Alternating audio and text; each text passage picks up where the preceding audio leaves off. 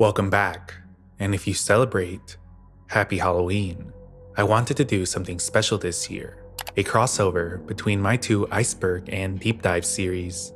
But before we start, a huge shout out goes out to the channel members. Your support helps this keep going. And if you want ad-free uploads or just want to support the channel, consider becoming a member.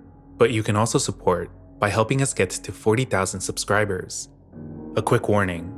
A lot of the entries in this iceberg have been covered in my previous videos, so I won't be fully re-diving into each one, but there are also entries that I have purposely avoided before, ones that are genuinely disturbing and definitely not for everyone. So of course, viewer discretion is advised. But enough of that, get comfortable and join me as we descend into the disturbing Reddit iceberg. April 2016, a Reddit user by the name Sparta213 came onto the tip of my joystick subreddit with a post that would trigger one of Reddit's largest searches for lost media. This game was kind of like Harvest Moon. I know almost nothing about this game. All I can remember is that it's kind of like Harvest Moon, but with a dark twist. The game starts out with you and your wife. One night, you get into a fight, and you end up stabbing her to death. Now, the game revolves around you farming to stay alive, while trying to keep the town from finding out about the incident that happened. Every now and then, the cops come to search your house, and you have to hide her corpse. Edit. I have no recollection of what console this game was for or when it came out. I know that it was released after 2000. I know this is so vague, but it's really hard to remember something you forgot. Also, it had to be before mid to early 2015. Graphics were not 3D. I'm 100% sure it wasn't a browser game. I don't know the game, but I would love to. Seems like something that would be a Flash game. Seems too intense to be sold as a farming game. At the time, this post did get pretty popular, but despite getting this attention, nobody was able to name the mystery game. The search was on, but it was starting to look like Sparta was out of luck, until 2 years later. Evil farming game. There was this game I used to have downloaded in about 2006, before I upgraded my computer and lost it. It was a farming Stardew Valley style of game, where you murder your wife, and then you try to pretend you never killed her, and that was the whole game. Keep farming and make sure no one finds out that you killed her. There was a fishing minigame, and I specifically remember fishing up evidence of your wife's murder, and then you pass out. Edit. It wasn't pretending to be a kid's game. It wasn't RPG Maker, and I got it off some indie dev's website. There were screens between each day that showed the date in the game, and one of the characters was an old dude with a white beard. The poster went by the name David Spade, AMA, not to be confused with the comedian David Spade, as you can see written in their bio. This user was, and at the time of this recording, still is pretty active on their Reddit account, and luckily, they provided more info about the game in replies to other commenters. What graphical and era details can you add? Also, do you know if it was an RPG Maker game? Was it a standalone game? Did you download it off the web?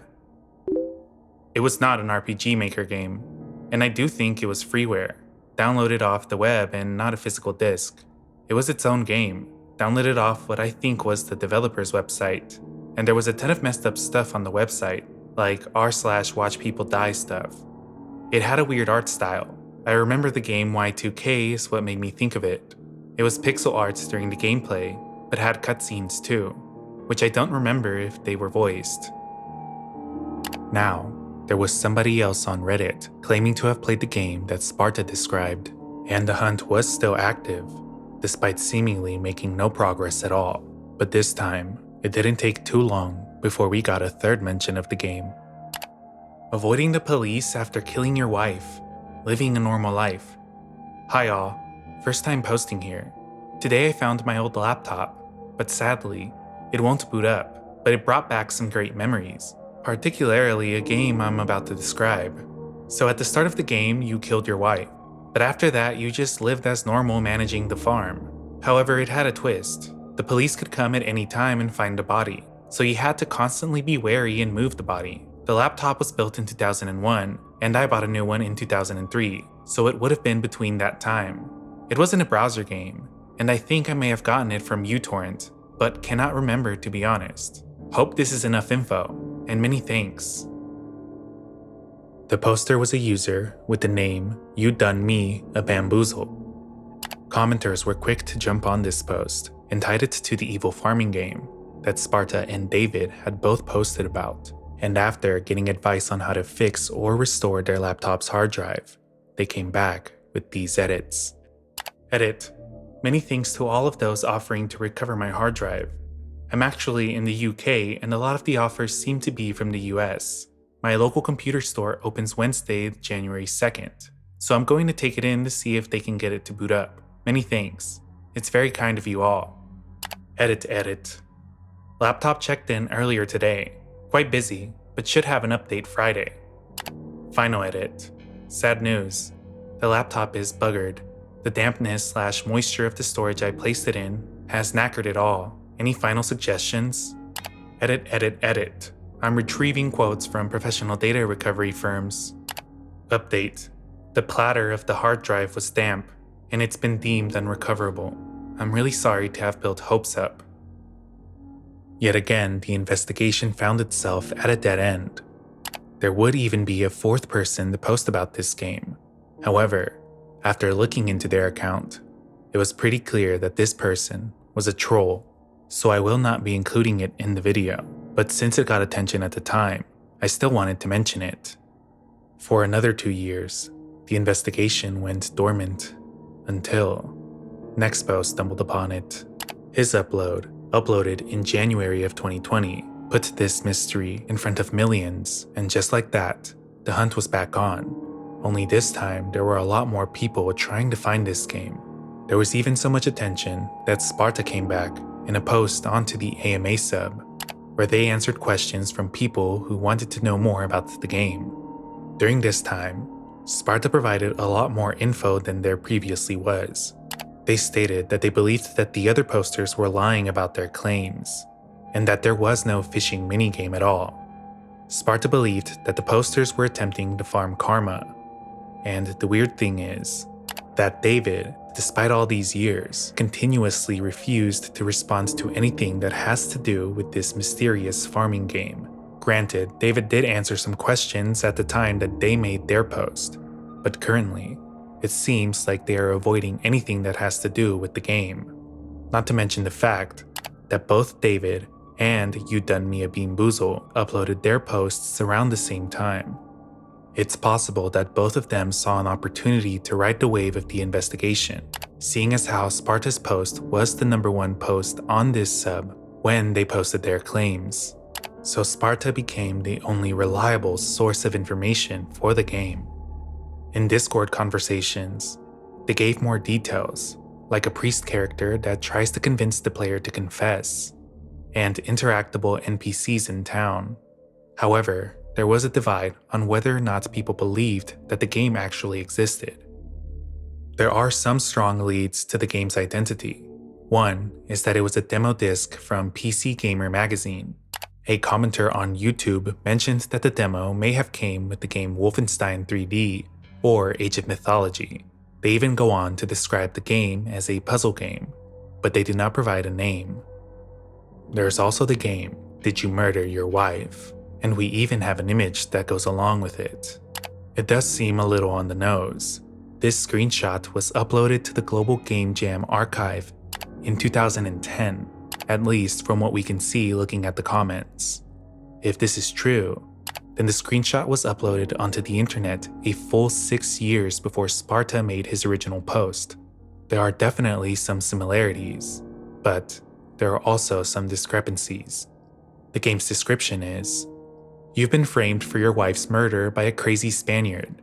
The police are searching your house for the body and evidence. You must escape your house with your wife's body and destroy all of the evidence." It's also reportedly 3D. The story sounds incredibly similar to the OP's, though it seems to be missing the farming element, and the OP also stated that the game was not 3D. But still, this seems like the closest thing we have to what the OP was describing. Some people believe that the game was not a standalone, and instead a mod for another game, which would explain why it hasn't been found. But lastly, is the theory that Sparta dreamt up or potentially even combined different games together, as they do mention that their insomnia medication has been affecting their memory on a forum website in 2018. Many Redditors have provided their ideas on what the game could possibly be, but Sparta has not confirmed any of these as the game that he remembers from so long ago, leaving us to wonder, what was the evil farming game, and was it ever real to begin with?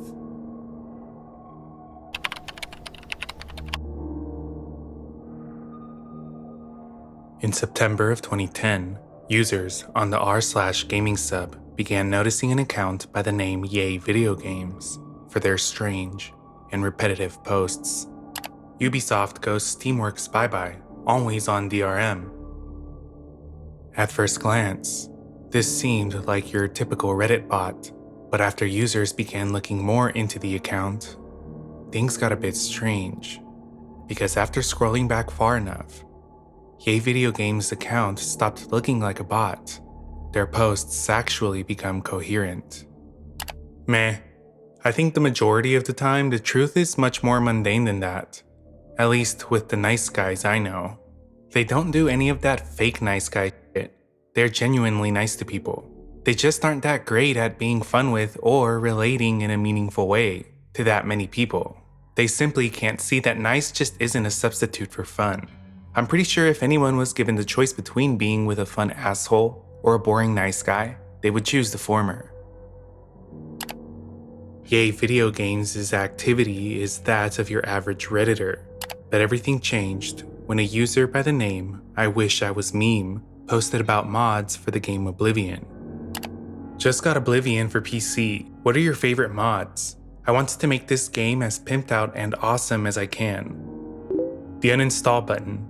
The game is great and all that, but God, it is hard to fully remove all the junk it leaves behind on your system. You really need to check out that mod when the time comes to get rid of it.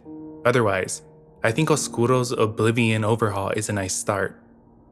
What? The uninstall button. The game is great. Ubisoft goes Steamworks bye-bye, always on DRM. But you go off to work, always on DR, check out the junk it leaves behind in you. That makes even less sense. Oblivion has an uninstall button. It works. I have used it more times than I can mention. All mods install themselves in Oblivion directory. The uninstall doesn't touch them as it is unaware. All you do is delete the Oblivion directory. Then they gone bye-bye. Yes. US Teamworks bye-bye, always on DRM. Ubisoft goes Steamworks bye-bye, always on DRM. Ubisoft goes Steamworks bye-bye, always on DRM. Ubisoft goes Steamworks bye-bye, always on DRM. Ubisoft goes Steamworks bye-bye, always on DRM. Ubisoft goes Steamworks bye-bye, Ubisoft goes Steamworks bye-bye, always on DRM. But it wasn't just this strange sentence. Yayvideogames would also link these images in some of their comments. And even a handwritten paper repeating this same sentence over and over. Whatever this was, there was clearly somebody behind it. Eventually, the posts stopped, and the account got deleted. What we have left are mostly screenshots and Wayback Machine snapshots. It's enough to see the behavior, but not enough to explain it. Initially, there were two main theories: that this was either a bot nudged by a human, or this was someone experiencing some kind of mental health decline. This second theory was later substantiated in 2019, when a user by the name Luke McLeish came out to state that Yayvideogames' account belonged to his friend Lyndon. Hi guys, I'm Luke. I'm one of Yayvideogames' best friends. Ask me anything. First off, let me say it's a great surprise to see such a big community around my best mate. I had no idea about this until today. His name is Lyndon, and we lost him at the beginning of 2015. Life hasn't been the same since. Someone reached out to me on Facebook, so I thought I'd come over here and shed some light on Lyndon's life. Lyndon was an amazingly kind and intelligent guy who was really creative. He was constantly creating art and music, which he never recorded to my knowledge, animation, of which I have some in the archives, and he loved storytelling. He had a small group of friends in real life as he bailed on high school and started isolating himself due to his chronic illness in about 2005. We miss him very much. Due to his background, he never let us know the day he was born, but based on bits and pieces I picked up over the years, it would have been his 31st birthday last February. I know he would have loved that there is this much mystery around him after he's left us, but I think there's some important topics to cover here, re. chronic pain, self-medication, invisible illness, the allied mental health system, and how important it is to seek to be among others in some way. I hope that we can draw some closure out of this and hopefully move a little closer towards having further understanding and compassion towards people who may be in the position Lyndon suffered through. A commenter would ask Luke, "From your knowledge, what exactly was going on with Lyndon? Was he diagnosed with anything specific? He seemed like a nice man, but he's still so mysterious to us." He was diagnosed with chronic fatigue syndrome in the early 2000s and had told us that there was some kind of nasal congestion issue in 2003-05 that had caused a bacterial infection inside his skull that was hard to manage for a number of years. Eventually, he started developing some kind of nerve pain that was hard to pin down. Whether it was psychosomatic, it was impossible to tell. He was hypersensitive to smoke and inhalants, and the one time he tried to smoke weed to manage his pain, he was horribly sick for about 2 weeks. That sensitivity increased until his sense of smell left him, needing to move into a place of his own, which is where he created the stainless steel room in these photos. Something he expressed was easier to maintain and keep clean.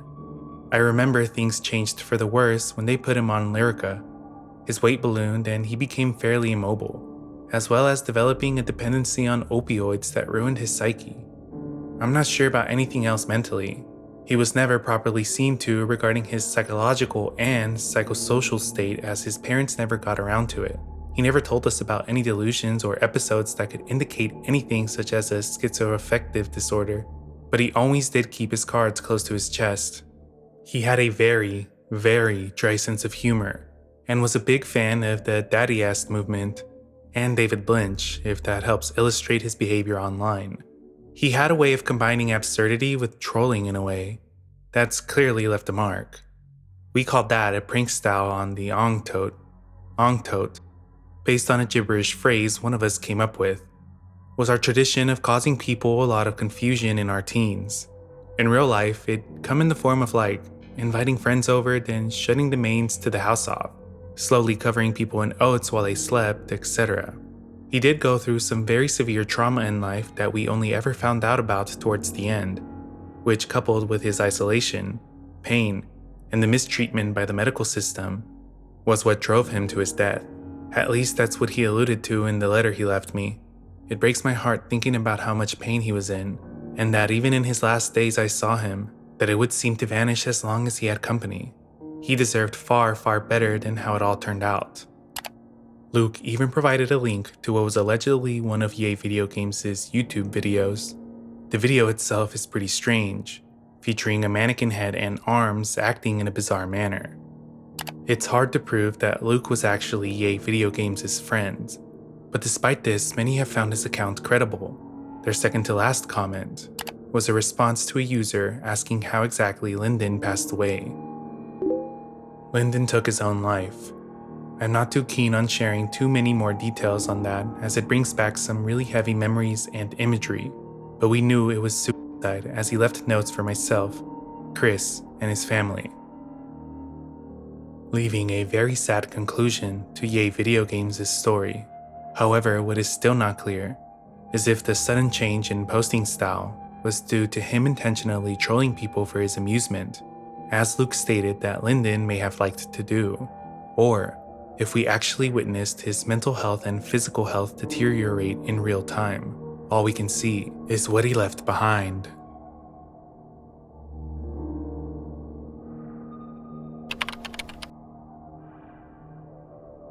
In 2012, a father asked Reddit for help after a visit to the vet changed how he looked at his son and his family forever. I think my teenage son may have s***ed our dog. I'm not sure what to do. Help me, Reddit. Okay, for obvious reasons, this is a throwaway account, so I'm not even sure how to start here. The last couple of weeks, my dog, a 7-year-old lab, has been acting noticeably different. I guess I could describe it as distant and even depressed. He's normally an extremely outgoing and happy dog, very playful and energetic, etc. But starting about 2 weeks ago, he began acting very withdrawn and nervous around people, even his own family. At first I kind of brushed it off as feeling under the weather, but after about a week and a half, I decided maybe he needed to see a vet. I got him in yesterday, and after an examination, the vet told me that he believes the dog has been sodomized. His anus has slight damage in a way that was consistent with that sort of thing. He said he can't really imagine that his injuries could have come about any other way. So already now I'm pretty upset and sort of freaking out. Who would do that sort of thing to a dog? I thought about all of the people that had access to the dog and my backyard. Gardeners crossed my mind, my neighbors, etc. The only people that live in the house are my wife, myself, and our teenaged son. I came home and thought about it for a while. I had this really ugly sinking feeling in my stomach about the possibility that it could have been my son, so I decided to look around his room. I didn't really know what I was expecting to find, and I didn't really find anything in there that screamed guilty, until I decided to check his browser history. I found that he had been on a bestiality forum recently, and the site with pictures of that sort of thing. I felt like I was going to throw up. I know that this isn't definitive proof of anything, but it sure doesn't look good. The more I think about it, the more I am convinced my son has been sodomizing our dog. I haven't told my wife yet or done anything about it. I have not left him alone with the dog since. I'm totally confused and upset, and I don't really know how to proceed with this. Reddit, please help. Naturally, commenters under this post were horrified, but they did express genuine support for the OP and provided their own advice. Clearly, the OP had to have a tough conversation with their son, and after some time, he came back with a few edits. Edit, thank you for all your advice to those of you who were serious. I understand this may seem like a joke to some of you, but it's not for me. So for those of you that gave real advice, thank you. I'm going to take your advice and confront him about it privately, without involving my wife. It's not going to be an easy conversation, but it has to happen. My only worry is the possibility that he isn't guilty of this and somebody else is. I guess then we still have to talk about what I found on his computer anyways. FML. Thank you for being there for me, Reddit. Edit 2. Okay, my son just got home. I'm going to have the conversation with him when I can get a moment alone, and I will come back and let you guys know what happened. Edit 3. Okay, just spoke to my son. Before I get into our talk, let me quickly say thank you all again for your incredible advice and support. There were a lot of really helpful suggestions in here, and I took some of your advice. Anyways, our family had dinner and did our usual nighttime stuff. My wife and I watched TV. Son was in his room after dinner like all teenagers are, and dog, obviously, was with me. I waited for my wife to go to bed, which felt like forever because I was so nervous, but she finally did about an hour ago, and I went into my son's room to have the talk. I basically said, listen, I noticed the dog has been acting weird. I took him to the vet, and I found out someone has sodomized him. Any ideas what might have happened? I looked at my son, and he seemed ever so slightly nervous, but pretended to know nothing about it. I expected this, so I brought up the sites I found on his computer. Naturally, this made him pretty upset, and he got really indignant at the thought that I snooped around on his computer. Fair enough, I get it. But I got him back to the point and tried to be as understanding and fatherly as I could, and just told him whatever happened, I'm not going to judge him, and he's not going to be punished. I just need to know the truth. After about 10 to 15 minutes of this, he finally breaks down. He said he wasn't trying to hurt him, and he stopped when the dog at one point freaked out. He said he didn't think he hurt it that bad, and he was too embarrassed to tell us or do anything about it. I believed him in this, but he also didn't give a very satisfactory answer as to why exactly he would do this in the first place. I have to admit, either way, I'm glad on some level to hear that he wasn't actually having sex with the dog. So basically, we agreed that I wouldn't tell his mom, but that he would find a reason to tell her that he needs to see a therapist for a bit. I know I told him I wouldn't tell his mother, but the more I think about all of this, the more I think I may have to go back on that promise. As for now, the dog is staying with the family, and obviously, I made him swear up and down that he will not touch the dog like that under the threat of severe consequences. It's too early to tell if he feels remorse or is just humiliated. It's hard to say. It was very uncomfortable for both of us, but especially my son. I'm sure we can all imagine. Thank you all again so incredibly much for your support, advice, and understanding, and love for both the dog and my son.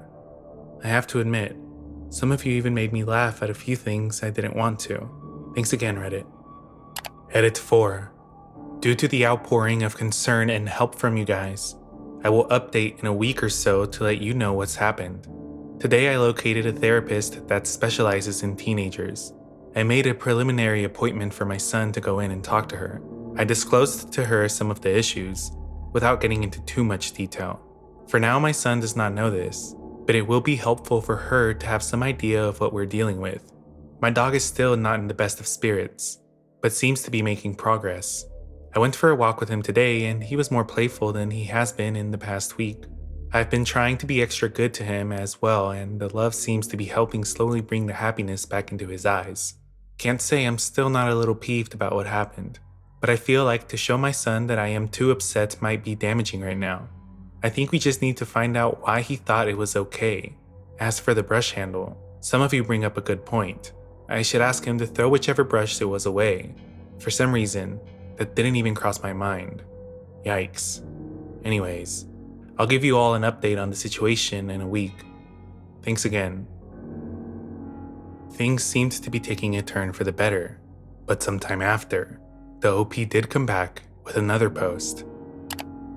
I am the father and Redditor whose son sliced our dog with a hairbrush 2 months ago. He's done it again, and don't know what to do. Please help. Alright, well, Reddit helped me a lot last time. Maybe you guys can do it again. Here's my original post about my discovery that my son had abused our family dog. Long story short, 2 months ago, I took my dog Colby to the vet after he was acting weird. The vet determined that the dog may have been sterilized. After a lot of thought, I checked the browser history on my son's computer and found that he had been viewing pictures of bestiality and seemed to be active in a forum about it. I confronted him, and he admitted to sodomizing our dog with the handle of a hairbrush and his fingers. After asking Reddit for help, I decided to put him in therapy and not let my wife know about the issue and tell her he just wanted to talk to somebody professionally. Well, this morning I caught my son in the backyard holding on to Colby's genitals while playing tug of war with him. Granted, this isn't sodomization, and the dog seemed to be okay, but my son was basically grabbing and massaging the dog's privates as he held him in place under the guise of a tug of war game. Obviously, I stormed outside and grabbed him in anger, and we had a very serious and angry talk. He had promised me to never treat the dog in any remotely inappropriate way after our last incident. I put him in his room for the rest of the day. My wife is still at work, and I don't know what to do. I'm at my wit's end. Apparently, therapy has not been working. Reddit, how do I deal with this? I think I have to tell my wife now, which is not exciting since she has been in the dark about the sodomizing incident for 2 months. I am not sure how to deal with all of this. You guys really helped me last time. Any advice is appreciated. Thank you. What's sad is that you can tell the OP really cares about his son and is trying to navigate around this situation as best as he can, but he also fully understands the severity of what's going on. Everyone keeping up with the story at this point knew that something more serious had to be done about it, and after getting more advice, the OP would come back with some updates.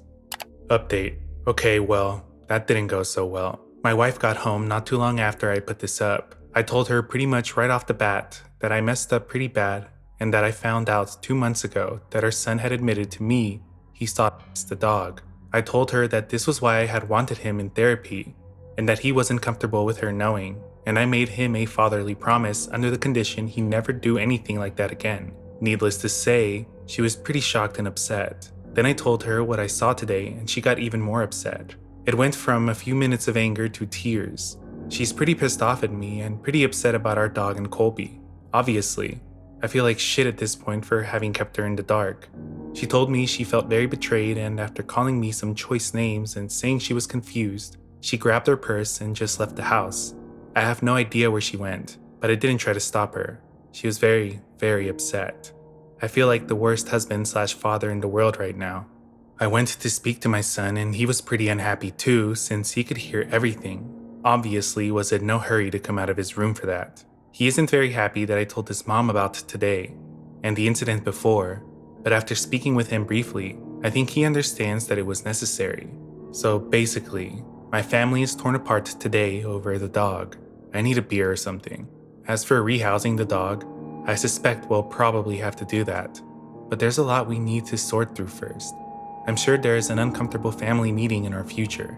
Thanks for the advice and for being there, Reddit. Update 2. Wow. Front page. Thanks for the outpouring of support. I hope nobody I know is a Redditor. Didn't quite expect this to get so big. Well, anyways, my wife is still gone. I tried to call her on her cell just one time and she didn't pick up, so I got the message. I've just been in the yard with Colby on the computer having a beer. This is crazy. I wish fatherhood/marriage came with a guidebook. I guess Reddit is kind of close, right?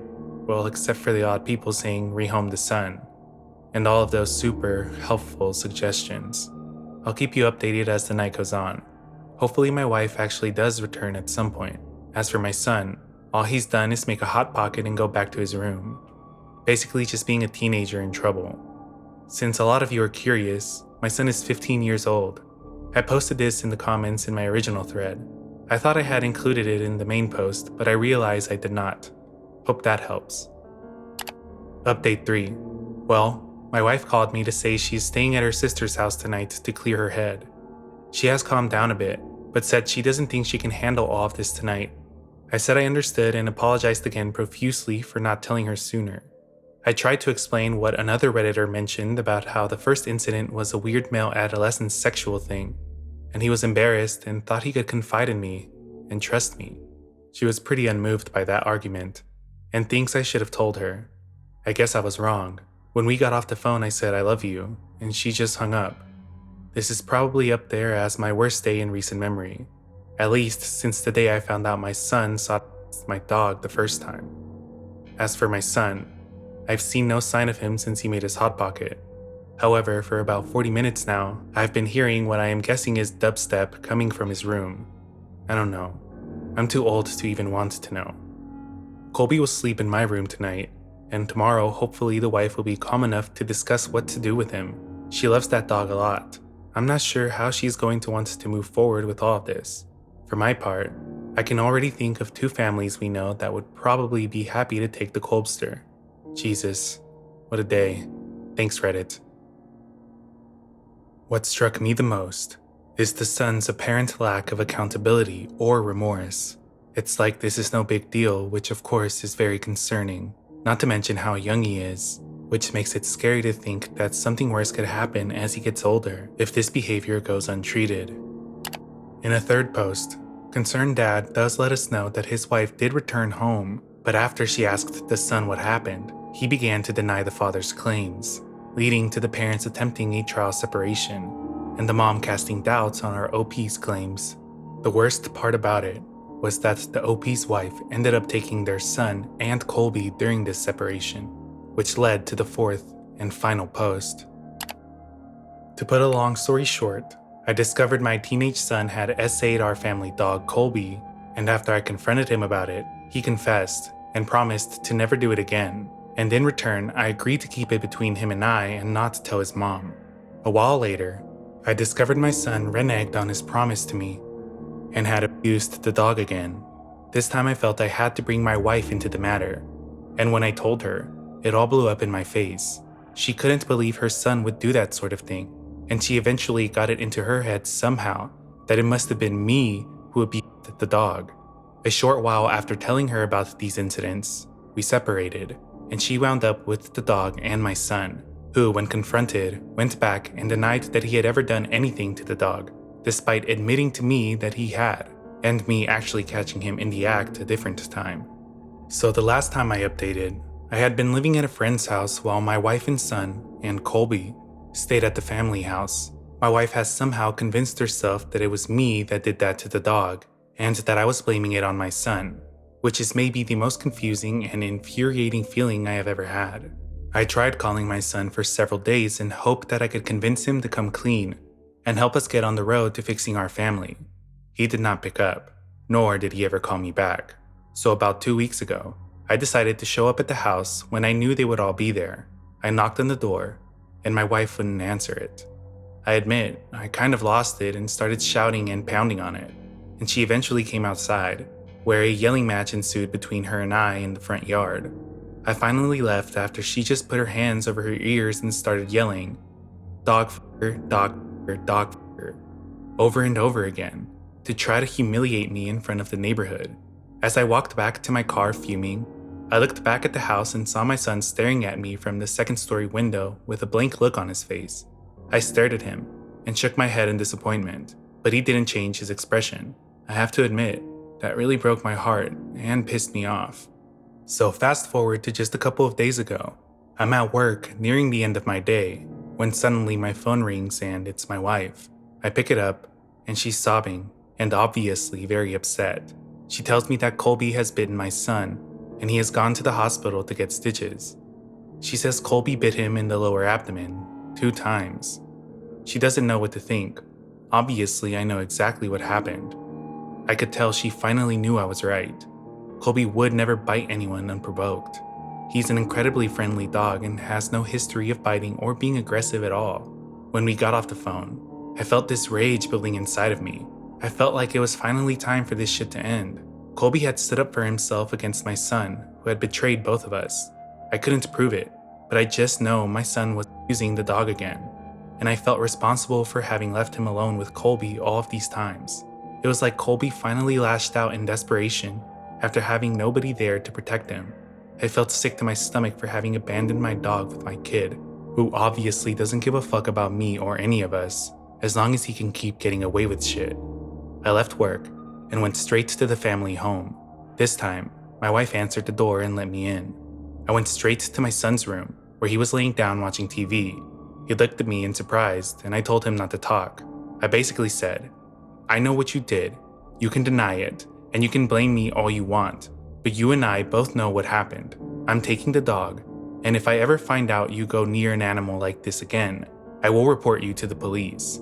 I don't care if you're my son. This is disgusting and unfair, and I raised you better." Obviously, I said more than that, but that was the gist of it. He was extremely uncomfortable. Then I went downstairs and out the back door to get the dog. I put a leash on Colby and walked him back through the house. My wife stopped me and told me she was sorry. We talked for about 5 minutes, and we both got a little weepy. She asked me to forgive her, which I told her I did. She then invited me to stay at the house, to which I said no. I'm not ready for that, and Colby deserves better. I had already let him down too many times. I left her crying in the house and put Colby in the car. We drove back to my friend's place, where I am staying. I've since been looking for a small apartment with a short-term lease that accepts dogs, as I have decided I'm not going to move back in with my family, at least not in the immediate future. Colby is finally with me, and is safe. I need time to think about what our next move should be.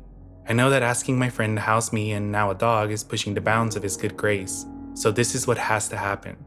A lot of you have written to me asking for updates, and I apologize for not getting back to all of you. Mostly, I had no significant changes in the situation until all of this, but I thought you all deserved to know that the dog is safe. However, I still do not know what I'm going to do about my son and wife. Do you think I should report him as well? The more I think about it, the more I'm sure he'll probably just do this again. Colby might be safe, but I am still, despite all he's done to me, worried about my son. He's a minor, so legally I'm still responsible for him. What sort of thing does one do for someone who does this? Thankfully, Colby is safe, but the son sounds like a psychopath, still displaying no sign of remorse up until the very end, after going as far as lying to their mom and leading her and our OP to separate. After this post, the story seemed to have concluded, and later in June of 2016, Concerned Dad returned to Reddit with an AMA post, though due to the Reddit auto mods, most of his replies have been deleted. Thankfully, however, I managed to find this comment on their profile. "Things are better. Colby sadly passed away about a year ago, but he was getting up there for a dog his size, and it was of natural causes. I'm not sure I want to talk much about my son, but I'll say he and I are much better than we were in 2012, when the incident took place. It's not something we talk about with one another. I hope and pray he no longer fantasizes or concerns himself with that type of behavior. If he does, I wouldn't know about it since he lives on his own now. As for my ex-wife, Well, she wound up in therapy after losing her job. Honestly, we don't communicate much, but I do not hear good things about what she's up to now. There are rumors of drugs and certain favors, etc. I don't really want to get into it for my son's sake. As for me, I've been with a new woman for a few years now, and things are much better. She has a son as well, and we get along just fine. I just have to say life is funny. Who would have ever thought my son doing this would put us all down strange paths? Sometimes I wonder what life would be like if I had never caught him doing it. But who knows? Life is crazy, folks. Love your dogs. You could see this as a happy ending, at least for Colby and the OP, given the severity of everything that happened. However, on a darker note, the OP's son, at the time of this recording, would be around 28 years old, and concerned dad never gave more information on the son or if they actually got any form of treatment for this. One can only hope that they have gotten help, and no longer does anything of this nature. But unfortunately, we can't be sure, meaning that he is out there and could now be in a position where his parents aren't around to catch him doing these disgusting things.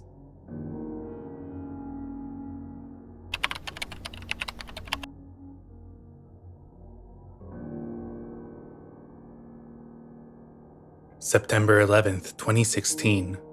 A Redditor named KeyLime WTF came onto the r/unresolved mysteries subreddit asking for help in identifying a restaurant that he keeps seeing pop up online.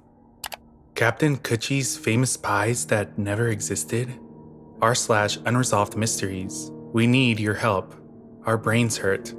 So I'm just going to throw this one out there, since I haven't found anyone at all who's investigated or discussed this super weird, almost nonsensical mystery. To begin, I was reading a story in my local college newspaper. In fact, it was the most read article on the site. It's about fellatio. This is somewhat relevant, as you'll see in a bit. There were 3 comments on the story itself, and one of them seemed utterly strange.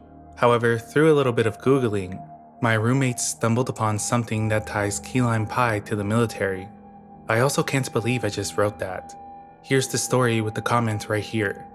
The story doesn't really have anything to do with it, so just scroll through the comment section and you'll see what I mean by seemingly nonsensical. Notice the name Roger Ramjet. We'll get to that later. So first things first, content. There's an absurd amount of references to pop culture names as well as some political names. But the subject of every line relates back to, more often than not, these things. Mrs. Anita Pelaez, Captain Coochie Pelaez, KeyLime Pie, some Coochie's restaurant, North Carolina near the Baltimore estate, and Key West, Florida. Not every post is exactly the same, but some are. Some reference weird pop culture icons while some just seem to be weird out-of-place pie recipes. The oldest post we found was from 2009. With the most recent being to an awful TMZ story 4 days ago. Super weird. But if you were to Google or research those names associated with KeyLime Pie, what you discover is that this has been posted all over US media sites, with mostly sexual-based headlines, also comments on KeyLime Pie recipes. One of the earliest preserved breadcrumbs that we still have came from the Wayback Machine, in a comment interaction between 2 women on a KeyLime Pie recipe from the Oh Joy blog website. We stopped at Coochie's West Cafe a while back and ate what had to be the greatest KeyLime Pie in the world. We were told that it was from a 1920 famous secret recipe. It was baked by some dude named Captain Coochie Pelaez, and that it was the greatest KeyLime Pies ever baked. After eating 2 slices apiece, we all had to agree that Coochie's famous KeyLime Pie was indeed the best that we had ever eaten, and by far had to be the best KeyLime Pie ever. Thanks so much, Mary Prolactin. Hi Mary, I was just reading your review about the world's greatest KeyLime Pie. I agree with you 100%. That really is the best KeyLime Pie made in the world. The reason that I am posting this to you is that you seem to have gotten the name of the place wrong. I still have their business card on file from a former trip there. The name of the place is really Coochie's Key West Cucharitaville Cafe, and the dude that bakes those world-famous KeyLime Pies is Captain Coochie Pelaez. If this is a little confusing to you, just Google Coochie's Key West. There you can find page after page of information about this world-famous island restaurant. I hope this clears up this most important subject. Oh, And when visiting Cucharitaville Cafe, be sure and try out their Goody Goodies, the world's greatest cheeseburgers. And that's a fact. They really are. God bless. Andreas Stouffer. Here, we can see two people both claiming that they have eaten this famous key lime pie, and that it came from a place called Cutchie's Key West Cucharitaville Cafe. But looking at both of the comments, almost as if they were written by the same person. But we're just getting started. For now, back to the post. A couple things here that we discovered down the rabbit hole. Cutchie's Key West Bar and Grill existed in one way or another. It's listed on local eatery websites and Google Maps, but there's really no information to what exactly it is/was. The phone number rings and then goes to what sounds like either a dial-up connection or what I imagine happens when you call a fax machine.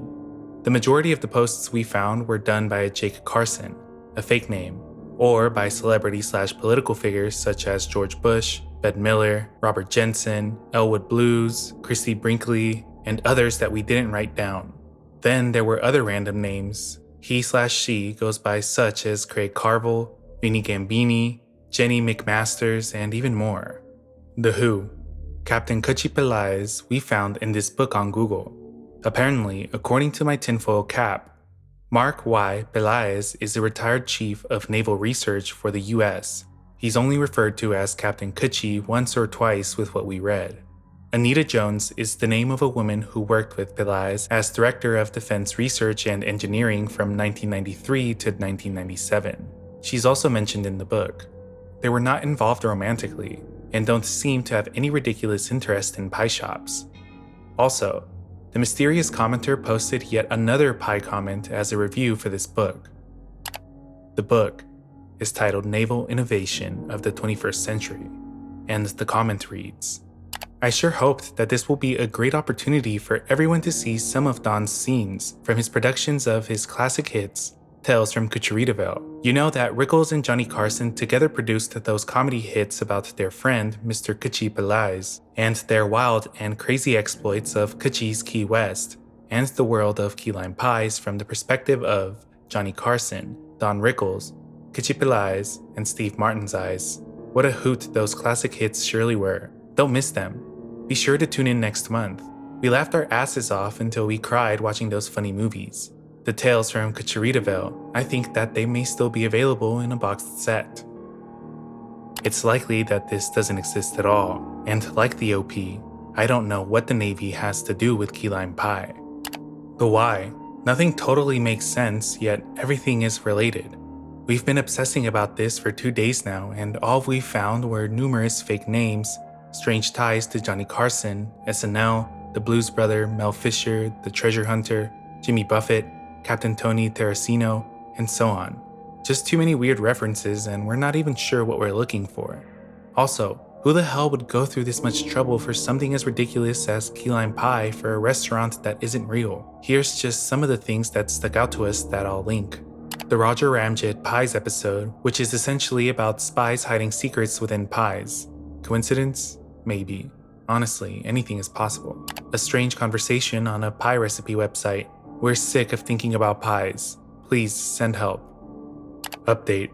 Thanks to you/Kafka Lover for doing some public record searching and discovering that the deed to the restaurant location has shifted hands to what seems to be the son of the owner. They also were able to point out that the original owners were named Oswald C. Pelaez and was married to Anita Pelaez in 1989.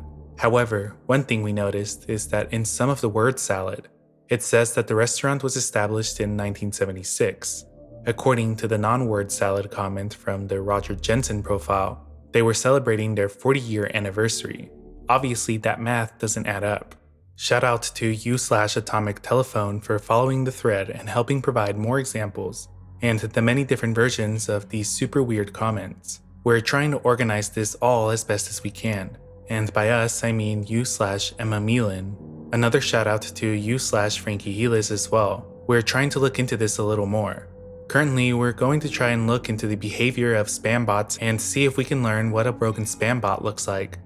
Thank you all for indulging us and our crazy adventure. We're intrigued and thrilled that some of you have taken an interest. Thanks again for all your help. Also, I struck out the shoddy investigative work we did with the book. The belief that this was some kind of bot network did begin to grow, seeing as how the mentions of Captain Coochie's KeyLime Pie was all over the internet. The strange thing is that regardless of if it was a bot or not, whoever was possibly pulling the strings would have had to configure that bot to each website, which still takes a massive amount of effort. And if this wasn't a bot and just the work of a single or a couple of people, they would still have to be extremely obsessed with this. And most importantly, why go through all this trouble? It just doesn't make sense. If there was some kind of conspiracy secret hidden behind these KeyLime Pie posts, nobody has been able to uncover it. So did Coochie's Key West Cafe actually exist? The evidence says that it probably did. We have an archived listing for Coochie's Key West Cucharitaville Cafe near Asheville, North Carolina, and a street view that looks like a small strip center cafe. A major theory is that all of the accounts are being run by one person, and that they are potentially autistic. However, this claim has been disputed on both sides, by therapists and psychiatrists. Another theory is that the previous owner, Oswald, has been posting about the restaurant due to his dementia, but there is no definitive proof that this is the case. I would also like to add that assuming he is very old, I don't know if he would be able to navigate the internet with the same intensity that we've seen thus far. And of course, lastly, that this is all some form of coded communication, given that the name Roger Ramjet is allegedly a reference to an old cartoon in which there are secrets hidden in pies, which could potentially tie it to the US military. As of right now, there is still no definitive answer for who is behind the posts, but the rabbit hole has grown in popularity over time, so there is always a chance that someone might stumble upon it and provide some more answers that crack the case. Our last entry into this tier was posted over 14 years ago by a user by the name Verified Sun on December 22nd, 2011, and it's likely one of the most infamous posts on Reddit. I am a man who had a sexual relationship with his mother. Verified. When I was in my teens, I had a sexual relationship with my mother. I think that we would both characterize the experience as positive. Please feel free to ask me anything, but I will not discuss anything that would reveal my identity. Recently, my mom and I spoke with a researcher that is studying examples of incest that were not traumatic. He is preparing a paper on the subject. I'm not an advocate for incest. For whatever reason, it worked for us. Don't use my experience as a template. I'm here to relate my experience, not debate incest as a subject. Here are the frequently asked questions that people will probably ask. It started when I was 14. My mom was 37. I have an older sister that was unaware and not involved. My dad knew about it from the beginning and supported my mom's decision. It ended around college. Aside from being disturbed by the OP's claims, commenters were quick to ask how the relationship developed, to which the OP would respond with, well, without giving too much info, I was injured in an accident at 14 and incapacitated. I went from 2 times a day to 0. After 2 weeks, I was frustrated and took it out on my parents. My mom and dad knew what was up and talked about my mom helping me. They approached me one afternoon, and when my mom said, I know you're frustrated and why you are frustrated. Would you like some help? Blood was rushing in my ears, and I said yes, but I really didn't know if she meant what I thought she meant. I was excited and confused. She said that she would take care of me when I went to bed, hours away. They also provided more information about their verification in an edit.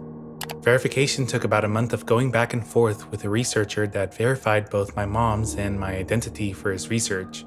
He reached out to the mods and verified with them. It was also verified that he is who he says he is, and that his field of practice is child psychology and sexual research. The OP does answer a lot of questions from commenters, but due to the nature, I'll be skipping over them. But they did provide one more edit. December 28th.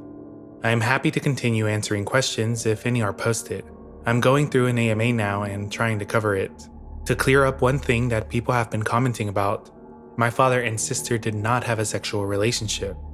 Like I said, my sister was not wired that way. Plus, I did bring this up with my mom as our relationship progressed. She said that my dad wasn't interested and that my sister certainly wouldn't want to be involved. She said that my dad was jealous of the relationship that mom and I had, but that he harbored no lustful thoughts towards my sister. There was no reason for my mom to lie to me about that back then. It certainly would have made sneaking around a lot easier when my sister was at the house.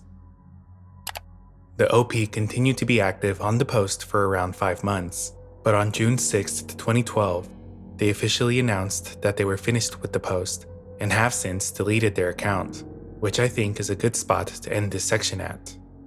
Not much of a mystery, but still a notorious post. And that wraps up the first tier of the disturbing Reddit iceberg. All of the posts and sources are linked in the description if you would like to dig a little deeper yourself. Let me know which one you thought was the most disturbing down in the comments. And as always, thanks for watching.